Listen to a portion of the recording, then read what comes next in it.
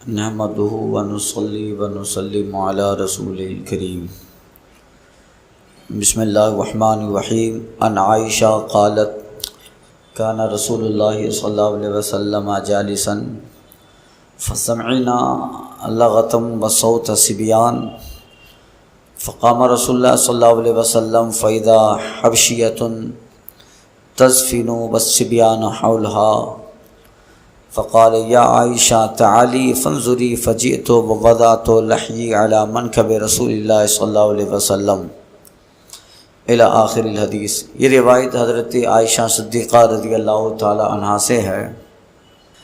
وہ کہتی ہیں کہ رسول پاک صلی اللہ علیہ وسلم کی بارگاہ میں ہم لوگ بیٹھے تھے، آقا علیہ الصلوۃ والتسلیم تشریف فرما تھے۔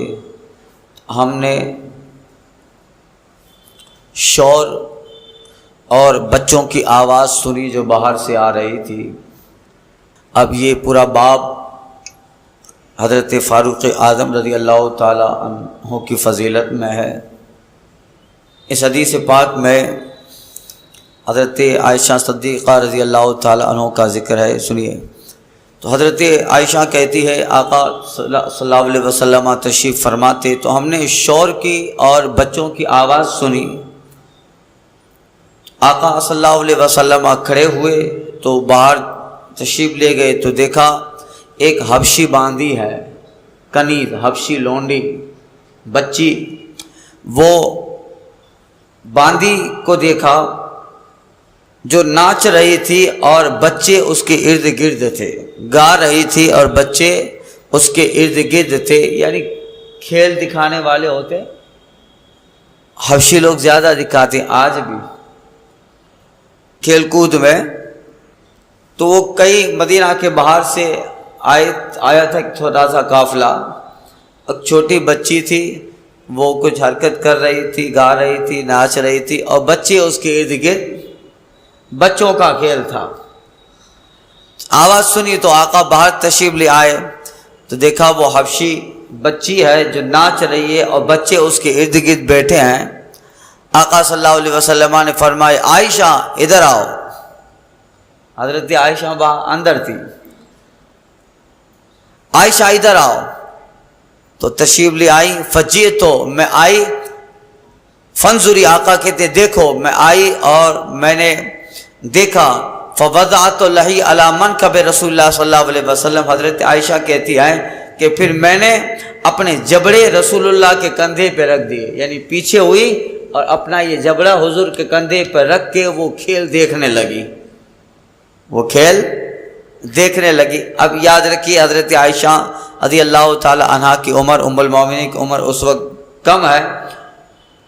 یہ جب ہوا تو تھوڑی دیر دیکھتے رہے، فقالا فجعلت انظر الیہا، میں انہیں دیکھتی رہی، الی ما بین منکب رسول اللہ صلی اللہ علیہ وسلم الی راسی، سرکار صلی اللہ علیہ وسلم کے کندھے پر جو ہے اپنا منہ رکھ کر، سر رکھ کر دیکھتی رہے۔ فقال علی، پھر آقا نے مجھے فرمایا اما شبعتے، ہو گیا چلو اندر، اما شبعتے یعنی سیر ہو گئی، دیکھ لیا۔ فما شبعتے فجعلت اقول اللہ، میں نے کہا نہیں یا رسول اللہ، اللہ انظرو، میں دیکھوں گی، ابھی دیکھوں گی، میں ابھی دیکھوں گی۔ تو سرکار صلی اللہ علیہ وسلم 2 مرتبہ فرماتے چلو ہو گیا، کہا نہیں یا رسول اللہ ابھی اور، کہا ہو گیا۔ اما شبعتے یعنی سیر ہو گئی، سیری حاصل ہو گئی، تو کہا نہیں، نہ کہا 2 مرتبہ۔ کیوں نہ کہا؟ حضرت عائشہ کہتے ہیں لِأَنظُرَ مَنزِلَتِي عِنْدَهُ، تاکہ میں حضور کے نزدیک اپنا مقام اور اپنا منصب و درجہ دیکھ پاؤں، کہ دیکھوں میرے لیے کتنا کھڑا رہتے ہیں حضور، میرے لیے کتنا کھڑا رہتے ہیں، تاکہ میں لِأَنظُرَ مَنزِلَتِي عِنْدَهُ، سرکار کے پاس اپنی منزل، اپنا مقام دیکھ سکوں۔ کہ میں تو کہہ رہی نہیں ابھی کھڑے رہیے، تو دیکھتے ہیں حضور کھڑے رہتے ہیں، اور پھر یہ محبت کا انداز تھا، محبت کا۔ تو حضور حضرت عائشہ رضی اللہ تعالیٰ عنہ نے کہا کہ نہیں یا رسول اللہ ابھی دیکھنا ہے، دیکھتے رہے، 2 مرتبہ کا ہوگا کہ نہیں ہوا ابھی دیکھنا ہے۔ تو حضور کے کاندھے پہ اپنا جبڑا رکھے ہیں اور پیچھے سے وہ سامنے حبشی بچی کا کھیل دیکھ رہی ہیں. تو یہاں اطلع عمر، یہاں تک کہ پھر اسی درمیان کہیں سے فاروق اعظم آ گئے، کہیں سے فاروق اعظم آ گئے. جیسے ہی آئے فرفض الناس عنہا، وہ باندھی جو ناچ رہی تھی لڑکی اور جتنے بھی ارد گرد بچے اور جو لڑکے تھے اور کچھ مرد تھے، عمر کو دیکھا سب اپنا پوٹلا بسترا باندھا اور چل دیے، سب چل دیے. اور فقال رسول اللہ صلی اللہ علیہ وسلم، آقا نے فرمایا انی انظر الی شیاطین الجن والانس قد فروا من عمر. عائشہ میں دیکھ رہا ہوں عمر جیسے آئے انسان و جنات دونوں کا شیطان بھاگ گیا. یعنی انسان کے ساتھ بھی تو شیطان ہوتا ہے، ہمارے ساتھ بھی تو شیطان ہے، برائی کی طرف دعوت دیتا ہے، تو وہ ہم نہیں دیکھ سکتے مگر آقا دیکھ رہے ہیں.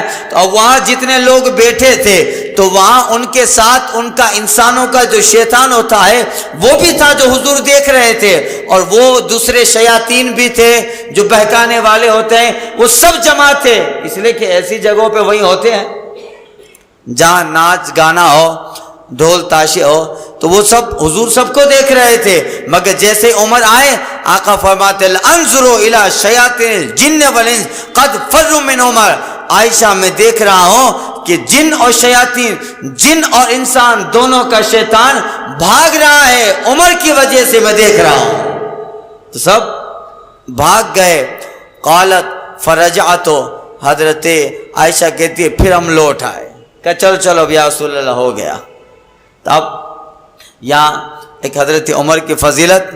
دوسری بات اس میں حضرت عائشہ فرماتی ہے ام المومنین لانظروا منزلۃ، تاکہ میں حضور کے پاس اپنا اپنی منزل اپنا درجہ دیکھ سکوں. کہ میں کہتی ہوں نہیں ابھی دیکھنا ہے، تو حضور ذرا میرے لیے کھڑے رہتے ہیں کہ نہیں کھڑے رہتے ہیں. تو یہ محبت ہے، یہ محبت ہے. اور کبھی کبھی جو ہے اپنے گھریلو جیون میں، دامپتیہ جیون میں کبھی کبھی یہ باتیں ہونی چاہیے.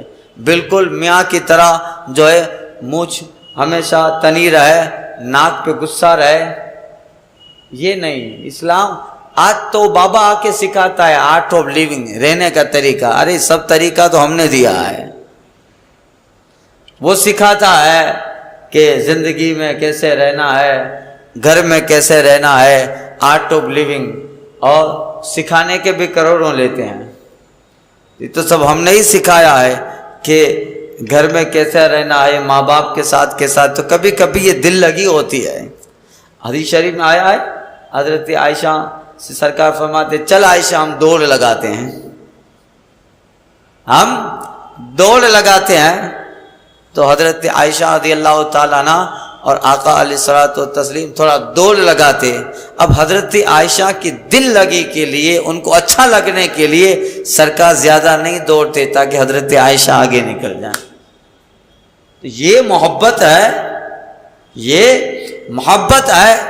اس لیے حدیث پاک میں ان سارے کے متعلق، ان سب کے متعلق کافی ایسی چیزیں ہیں. تو اس حدیث سے دو باتیں، فاروق اعظم کی فضیلت بھی ہے اور حضرت عائشہ کے یہ جملہ کہ سرکار ان کا کتنا خیال فرماتے، جبکہ حضور تو پیغمبر اعظم ہیں، پیغمبر اعظم ہے. کبھی کبھی ایسا ہوتا کہ سرکار صلی اللہ علیہ وسلم گھر میں داخل ہوتے اور حضرت عائشہ رضی اللہ تعالیٰ عنہ یا کوئی بھی ام المومنین، حضرت خدیجہ ہوں، حضرت حفصہ ہوں. چونکہ حضرت خدیجہ جب تک آپ کے نکاح میں رہی تو آپ نے تو دوسرا نکاح فرمایا نہیں. پھر ان کے بعد حضرت عائشہ، حضرت حفصہ، حضرت زینب، حضرت جویریہ وغیرہ امہات المومنین سرکار سب کے یہاں تشریف لے جاتے. اگر یہ کچھ کام کر رہی ہوتی، جیسے حضرت عائشہ کے تعلق سے روایت ہے، جب وہ کام کر رہی ہوتی آقا فرماتے عائشہ ہٹو، میں کرتا ہوں تم آرام کر لو، میں کر رہا ہوں تم آرام کر لو.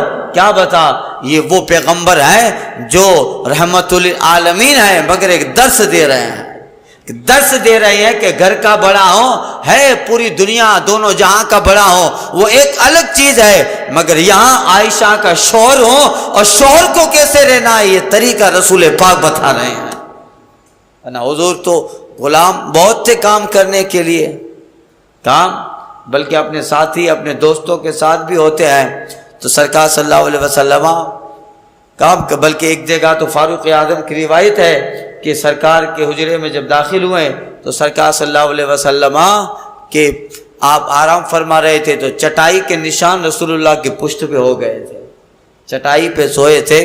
حضرت فاروق اعظم رضی اللہ تعالیٰ عنہ کہ آنکھوں میں آنسو آ گئے کہ حضور جو حق پہ نہیں ہیں، مطلب مقصد یہی تھا بتانے کا، مفہوم بیان کر رہا ہوں کہ وہ بڑے بڑے بادشاہ وہ تو نرم گدوں پر سوئیں، یا رسول اللہ آپ تو رحمت للعالمین ہو اور آپ اس چٹائی پہ سوئیں.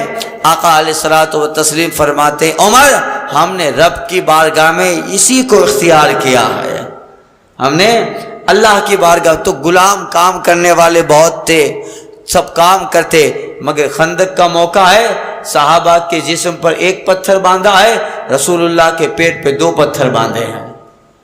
یہ ایک طریقہ جس کو آرٹ آف لیونگ، کیسے رہنا ہے معاشرے میں، بیوی کے ساتھ، بچوں کے ساتھ، دوستوں کے ساتھ کس طرح رہنا ہے، یہ سب طریقہ سرکار صلی اللہ علیہ وسلم بتا رہے ہیں. اور ان احادیث میں آگے اس کا ذکر آئے گا. ازواج مطہرات کے ساتھ اس طرح سرکار رہتے ہیں کہ انہیں کبھی احساس نہ ہونے دیتے کہ ہمارے شوہر ہم سے جو ہے بالکل ناراض ہیں یا دور رہتے ہیں. اتنی ساری ذمہ داری، رسالت و نبوت کی اتنا بڑا کام ہے، مگر جب گھر میں آتے ہیں تو گھر میں بیوی کے ساتھ اس طرح رہنا ہے کہ اس کو یہ احساس ہو کہ ہاں میرا شوہر سب سے زیادہ مجھ سے محبت کرتا ہے. اگر یہ رہا، چونکہ آج دنیا میں اگر بندے کا، عقل مندوں کا کہنا ہے، عقل مند لوگ کہتے ہیں کہ باہر کے 100 پرابلم آدمی ٹیکل کر لے گا، گھر کا ایک پرابلم نہیں سدھار پائے گا. باہر سب سے پوری دنیا سے لڑ لیں، مگر گھر کا جب کوئی مسئلہ ہوگا تو باہر کے 100 مصیبتوں کا ٹینشن اور اس کا بوجھ اس کے دماغ پہ نہیں ہوگا، اس سے زیادہ گھر کے جو حالات خراب ہیں اس کے لیے ہوگا. شادی شدہ جو جیون ہے جن کا اس کو بخوبی سمجھ سکتے ہیں. باہر کوئی بھی ناراض ہو جائے کیا پڑی ہے، ہوتے ہی رہتے ہیں، کبھی کسی کو خاطر میں نہیں لاتے ہیں. مگر صبح ذرا بیوی کا منہ چڑھا ہو تو پورا دن کیا پھر دماغ میں سوچتا رہے گا، پھر آفس پہ جا کے فون کرے گا.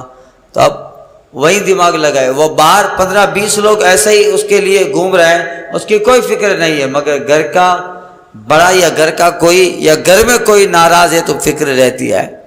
تو یہ آرٹ آف لیونگ یعنی جیون میں کس طرح رہنا ہے، تمہارا جو ہے اس دیواجی زندگی کس طرح گزارنی ہے، یہ سب طریقہ بھی سرکار نے بتایا ہے.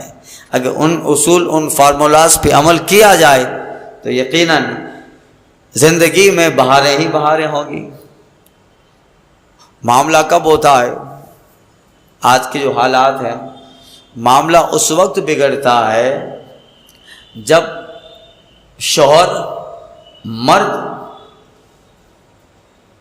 گھر میں جب داخل ہوتا ہے تو زیادہ بات نہیں کرتا، بیوی کے بات کو زیادہ دھیان نہیں دیتا، اگنور کرتا ہے. گھر میں داخل ہوا موبائل میں پڑا رہا. ارے وہ سارا دن بیچاری کام کرتی ہے اور تم سارا دن باہر رہتے ہو، ایک آدھا گھنٹہ 1 گھنٹہ گھر میں آنا ہے تو اس وقت اسی کے لیے وقت نکالنا چاہیے.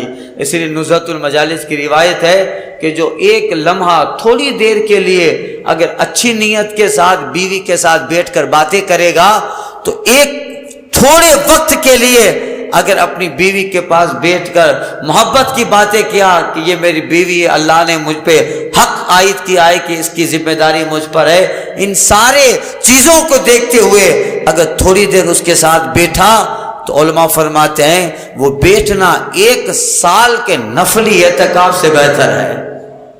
1 سال کے نفلی اعتکاف سے بہتر ہے.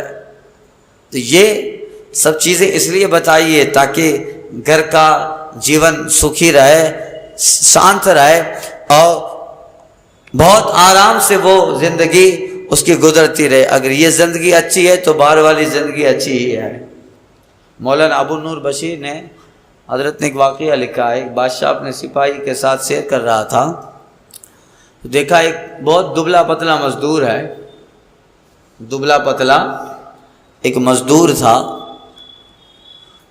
جسم میں طاقت نہیں تھی، مگر اینٹ اٹھا کے پھینکتا تو تیسرے منزلے پہ جاتی، اینٹ اٹھا کے پھینکتا تیسرے۔ بادشاہ کو تعجب ہوا، یہ ظاہری وضاقت حیت قضائی ایسی ہے کہ یہ زیادہ جو ہے طاقتور نہیں، مگر اتنی طاقت کیسے ہے کہ یہاں سے اینٹ پھینکتا ہے تیسرے منزلے پہ جا کے، اس کو سیڑھی سے جو جا کر وہاں رکھنا نہیں پڑتا، یہیں سے پھینک دیتا ہے، اتنی طاقت کہاں سے آئی؟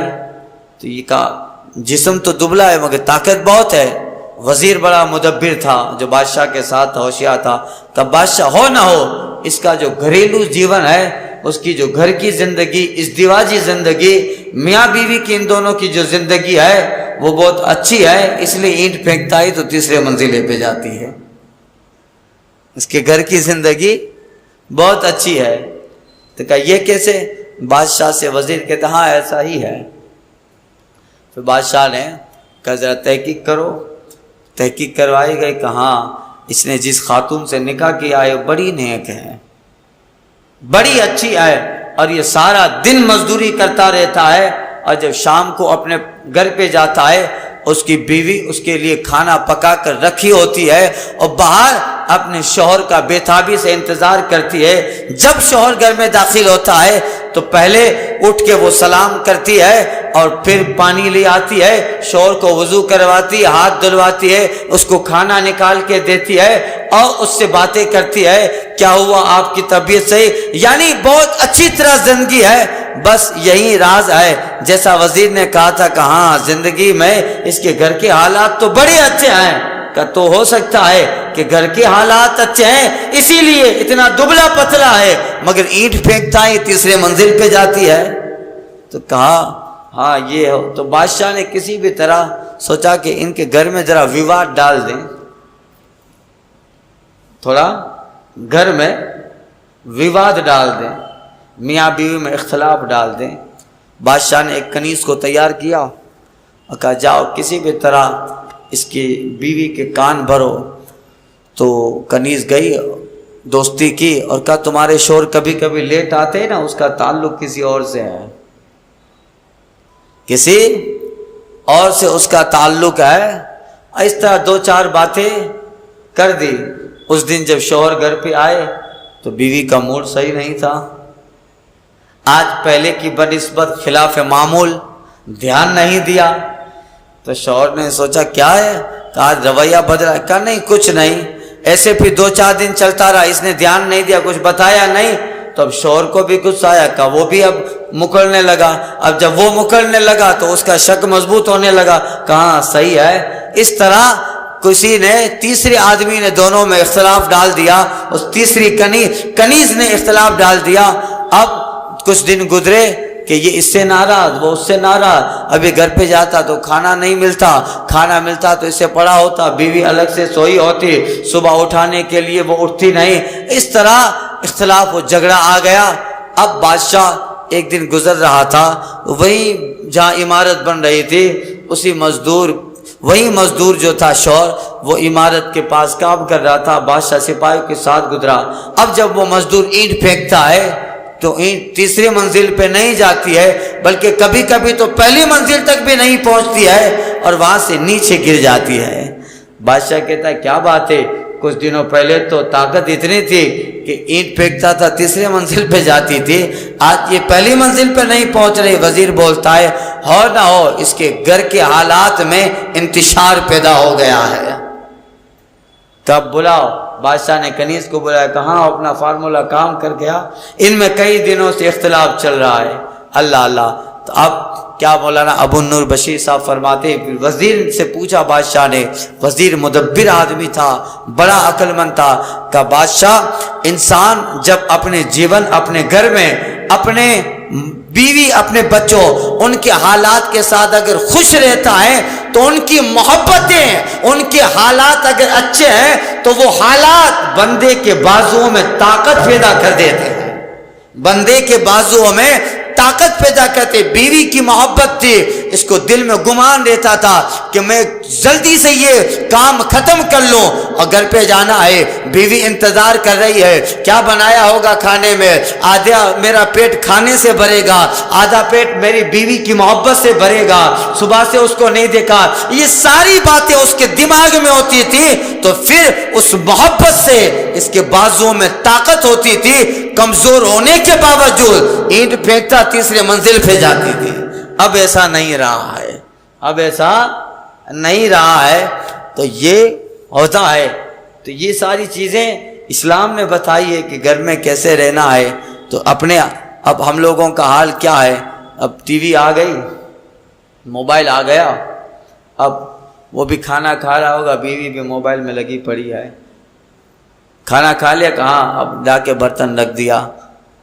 اب ہم لوگوں کا حال تو ایسا ہے کہ اب 100 باری کھانا پک گیا، بیٹا آیا اپنا کچن سے لے کے نکال لیا، باپ آیا کچن سے لے کے نکال کے کھا لیا، اور بیوی ہے اس نے اپنے الگ سے بنا کے جلدی جلدی کھا کے اپنے کام موبائل میں ویست، اور جو بھی آیا، یعنی ایک کلچر ختم ہو گیا کہ جب بڑے کا انتظار ہوتا تھا اور جب بڑا آ جاتا سب گھر والے ملتے، دسترخوان بچھایا جاتا تھا اور پورا پریوار ایک ساتھ مل کے کھاتا تھا۔ اور میں نے تو دیکھا اپنے جو بزرگ اس زمانے میں، آج سے 20-25 سال اس زمانے کی بات، اتنا ادب تھا کہ جب گھر والے بیٹھتے تھے تو باپ جب تک پہلا لقمہ نہیں کھاتا گھر کا کوئی آدمی لقمے کے لیے ہاتھ نہیں بڑھاتا تھا۔ یہ محبتیں تھی، یہ کاش وہی دن چلی آتے۔ یہ آج کے اچھے دن نہیں چاہیے ہم کو، یہ اچھے دن نہیں چاہیے، وہ دن بہتر تھے، وہ شرافت تھی، یہ ساری چیزیں، موبائل ٹی وی یہ سب نہیں تھا، تو تہذیب تھی۔ آدمی جو ہے انہی سب چیزوں میں ویست رہتا تھا اور انہی وہ چیزوں سے تہذیب بھی برقرار، ادب و احترام بھی برقرار تھا۔ مجھے ابھی تک معلوم ہے جب ہم چھوٹے تھے تو آپ کو بھی معلوم ہوگا، ہمارے علاقوں میں ایک رواج تھا کہ اگر کہیں 2-4 آدمی بیٹھے ہوئے ہیں چوک میں یا کسی جگہ پر، 2-4 آدمی بیٹھے ہیں اور اگر 1-2 عورت کو وہاں سے گزرنا ہوتا تو یہ روایت تھی ہماری آبادی میں کہ جب عورت کو گزرنا ہوتا تو جہاں مرد بیٹھے ہیں وہاں عورت چپل پہن کے نہیں گزرتی، اس چپل اتار دیتی اور پھر وہاں سے گزر۔ اگر چپل پہن کے گزر گئی لوگ کہتے لو ایسے اٹھائی نے چپل پہری نے، یہ ہمارے یہاں رواج تھا۔ اور جب بھی گھر پہ کوئی آتا بڑا ہو، اپنا دوست ہو، عورتوں میں ایک حیا تھی جس کو لج بولتے تھے، قاری صاحب ہے، بھلے اس وقت اتنے زیادہ نقاب حجاب نہیں تھے لوگوں میں، مگر یہ حیا تھی۔ گھر میں کوئی بھی آتا عورت بات کرتی اپنے دوپٹے کا ایک کونا اپنے دانتوں میں دبا کے پردہ کر لیتی، لج بولتے تھے یہ، مگر یہ سب نکل گیا ہے، کبھی نہیں ہے۔ یہ سب آہستہ آہستہ یہ تہذیب نکلتی جا رہی ہے، اس لیے کہ یہ جن تہذیبوں میں ہمارے لیے وقت تھا ان پہ عمل کرنے کے لیے آج سارا وقت ان ساری چیزوں نے لے لیا ہے، موبائل یہ سب چیزوں نے لے لیا ہے۔ اور ٹی وی کے پردوں پہ دکھائی جانے والی عیاشیاں، بے پردگی، اور گھر میں ہر آدمی اپنا حکم الگ چلائے، اس شوق و جذبے نے تہذیب کا جنازہ نکال دیا، گلا گھونٹ دیا۔ اب نہ وہ جو ہے شرافت وہ تہذیب رہی ہے، بلکہ اب عورت بھی یہ چاہتی کہ مرد سے کندھا ملا کے بات کریں اور کندھا ملا کے چلیں، وہ آگے بڑھ سکتا ہے میں بھی آگے بڑھوں، جس کا نتیجہ یورپ بھوگت رہا ہے۔ اب یورپ کی دنیا میں عورت کی کوئی حیثیت نہیں، قدر نہیں ہے، ایک محض کھلونا ہے۔ یہ چیزیں ہیں، تہذیب نہ رہی، تمدن نہ رہا، تو یہ اسی لیے یہ ساری چیزیں ہیں۔ گھر میں کس طرح رہنا، ان احادیث میں فقتاً فوقتاً یہ ساری چیزیں آتی ہے اور بتایا جاتا ہے کہ تمہیں گھر میں کس طرح رہنا ہے تاکہ گھر کا ماحول اچھا اور بہتر رہے تو آدمی سکون میں رہتا ہے۔ تو حضرت عائشہ فرماتی ہے فانظروا لانظروا الیہا، میں لانظروا منزلتی عندہ، میں اپنا سر، اپنا جو جبڑا یہ سرکار کے کندھے پہ رکھی رہیں تاکہ دیکھوں کہ میرا مقام حضور کے پاس کیا ہے، اور حضور میرے ہاں کہنے سے کھڑے رہے۔ یہ محبت ہے۔ ایک دن حضرت عائشہ سرکار کے لیے پانی لائی تو حضور فرماتے عائشہ تو پہلے پی، تو پہلے پی۔ حضرت عائشہ نے پیا، پھر سرکار کو وہ گلاس دے دیا۔ جب سرکار نے گلاس لیا حضور فرماتے میں آئینہ شریف تھے، اچھا کہاں سے پیا، کہاں ہونٹ لگائے؟ کہ حضور یہاں ہونٹ لگائے۔ سرکار نے ہاتھ کو موڑ کے جہاں سے عائشہ نے پیا تھا وہیں سے پینا شروع کیا۔ یہ محبت ہے۔ یہ ساری چیزیں ہیں۔ خیر اس حدیث میں دو باتیں آئی، ایک تو گھریلو زندگی کے اپنے ازدواجی زندگی کے تعلق سے بھی بات ہوئی، اور پھر حضرت فاروق اعظم کا مقام بھی بتایا گیا کہ کس طریقے سے حضور فرماتے ہیں کہ لانظروا الی شیاطین الجن والانس قد فروا من عمر، میں دیکھ رہا ہوں کہ انسان اور جنات دونوں کا شیاطین عمر سے بھاگ گیا ہے۔ یہی ہے۔ ان انس و ابن عمر ان عمر قال وافقت ربی فی ثلاث فقلت یا رسول اللہ۔ یہ تیسری فصل ہے۔ حضرت انس بن مالک اور عبداللہ بن عمر دونوں صحابی روایت کرتے ہیں کہ فاروق اعظم نے کہا کہ تین باتوں میں میرے رب نے میری موافقت کی، میرے رب نے تین باتوں میں میری موافقت کی۔ فقلت میں نے کہا یا رسول اللہ لو اتخذنا من مقام ابراہیم مصلی، حضور کیوں نہ ابراہیم کے کھڑا رہنے کی جگہ کو ہم مصلی نماز کی جگہ بنا لیں، تاکہ طواف کے بعد یہاں نماز پڑھی جائے۔ حضور یہاں ابراہیم علیہ السلام کعبے کی تعمیر کیے تھے، مقام ابراہیم ہے، تو حضور ہم مقام ابراہیم کو مصلی بنا لے کہ یہاں نماز پڑھیں، نماز پڑھنے کی جگہ بنا لے۔ حضرت فاروق اعظم کہتے ہیں میں نے یہ کہا، اللہ نے آیت اتاری واتخذوا من مقام ابراہیم مصلی، اور ابراہیم کی جگہ اپنا مصلی بنا۔ اللہ نے حضرت فاروق اعظم کی موافقت کی، انہوں نے رائے دی، اور اللہ نے واتخذوا من مقام ابراہیم مصلی آیت کا نزول فرمایا۔ ایک دوسری فرماتے ہیں کہ وقلت، میں نے کہا یا رسول اللہ یدخل علی نساء البر والفاجر، حضور آپ کی ازواج مطہرات کے پاس اچھے برے لوگ آپ آتے ہیں، یعنی کام رہتا تھا، سب آتے تھے، ازواج مطہرات ہیں، حضور کی بارگاہ میں رہتی تھی۔ جب سرکار کی بارگاہ میں بیٹھی ہیں حضور کی ازواج مطہرات ہے، تو ان کے پاس یا رسول اللہ کے پاس کوئی بھی آدمی آ جاتا، مسئلہ پوچھنا رہتا، کوئی کام رہتا، کوئی بات رہتی، کوئی بھی آ جاتا، تو کہتے ہیں یا رسول اللہ آپ کی ازواج کے پاس بر و فاجر اچھے برے سب آپ کے پاس آتے ہیں، آپ کے ازواج کے پاس آتے ہیں، فلو امرتہن، حضور آپ انہیں حکم دیجئے کہ یحتجبنا، کہ وہ پردہ کریں، انہیں حکم دیجئے کہ وہ پردہ کریں۔ فنزلت آیت الحجاب، یہ حضرت فاروق اعظم نے مشورہ دیا، اور کچھ دنوں کے بعد اللہ نے پردے کی آیت کو نازل فرمایا، پردے کی آیت نازل فرمایا کہ اب جب بھی کوئی تم سے مانگے من وراء الحجاب، پردے کے پیچھے رہا کرو، اب چہرہ نہیں دکھانا ہے۔ حضرت عمر کا یہ مشورہ، اور کچھ دنوں کے بعد اللہ نے آیت پردہ، آیت حجاب نازل فرمائی۔ دو چیزیں اور کہتے ہیں واجتمع نساء النبی صلی اللہ علیہ وسلم فی الغیرہ، اور سرکار صلی اللہ علیہ وسلم کی ازواج مطہرات جو ہے غیرت میں جمع ہوئی، اور میں نے میں نے کہا عسیٰ ربہ ان طلقہن ان یبدلہ ازواجا خیرا منکن۔ تیسری بات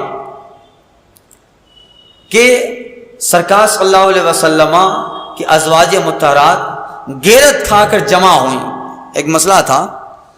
فقلت، حضرت عمر کے میں نے کہا کہ ممکن ہے، یعنی کچھ خرچے کا معاملہ تھا، گھر میں جو خرچہ دینا ہے، اس طرح کی دو تین باتیں تھی، تو ازواج مطہرات جمع ہوئی تھی اور حضور سے مطالبہ کر رہی تھی، کچھ سرکار سے کچھ مطالبے تھے، سب کے سب بیوی صاحبات مل گئی تو مطالبہ حضور سے کر رہی تھی، تو حضرت عمر بھی تھے، تو کہتے ہیں میں نے کہا کہ یہ سب مطالبات تم آقا سے کر رہی ہو، ممکن ہے کہ اگر رسول اللہ تم کو طلاق دے دے تو ان کا رب انہیں تم سے اچھی بیویاں دے، ان کا رب انہیں تم سے اچھی بیویاں دے، یہ فرمانا تھا۔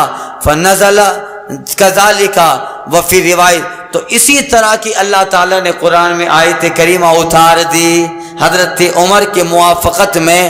تو یہ ساری چیزیں ہیں. اور ایک روایت میں کہ 3 چیزوں میں رب نے میری موافقت کی.